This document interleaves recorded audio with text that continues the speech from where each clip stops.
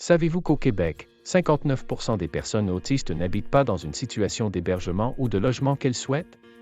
Bonjour, je m'appelle Lucie et je suis une femme autiste de 52 ans. J'ai de l'arthrose et je me déplace parfois avec une canne lors de crises. Pendant plusieurs années, j'ai vécu dans une maison d'accueil. J'y ai trouvé l'encadrement très sécurisant, tout était fourni et je m'y suis aussi fait des amis. Malgré tous ces avantages, c'était quand même contraignant. Cela limitait mon autonomie. Je devais suivre des règles strictes et ne pouvais pas choisir mon horaire de lavage. Les visites étaient interdites le soir après 8 heures. Le moment des repas était devenu synonyme d'inconnu et de stress. Je devais me contraindre aux heures de repas de la maison et me satisfaire de ce qu'il y avait au menu. J'aurais voulu pouvoir cuisiner moi-même, mais il n'y avait pas d'espace pour ça. Cette ressource a fermé car les propriétaires ont pris leur retraite et j'ai donc dû déménager. J'ai trouvé un petit logement très propre et j'y habite maintenant seule. J'adore pouvoir le décorer comme je veux et je suis fière d'y inviter ma famille et mes amis. Le bâtiment est super, il y a une rampe à l'entrée et des ascenseurs. Il y a même une salle de réception au rez-de-chaussée.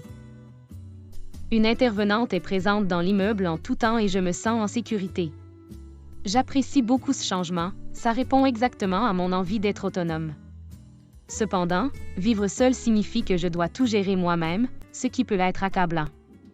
La gestion des factures et le ménage sont plus difficiles que je ne l'avais imaginé.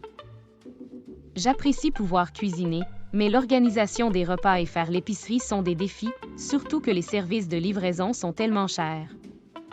J'apprécie beaucoup l'aide de mon ami pour certaines tâches, mais je ne peux pas toujours compter sur lui.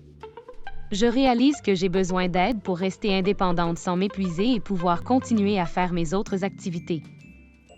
Heureusement, la psychologue que je vois m'aide en partie sur cet aspect, mais la gestion et l'organisation de mon lieu de vie n'est pas sa spécialité. J'ai eu la chance d'avoir des services d'aide pour le maintien à domicile de mon CLSC. Une éducatrice spécialisée m'a aidé à organiser un horaire facile à suivre pour les différentes tâches, adapté à mes besoins et mon énergie. Les professionnels qui connaissent bien l'autisme sont plutôt rares, mais elle connaît exactement les défis quotidiens que je dois relever. Je souhaite que ces services d'aide soient disponibles pour toutes les personnes autistes qui, comme moi, veulent rester autonomes malgré les défis.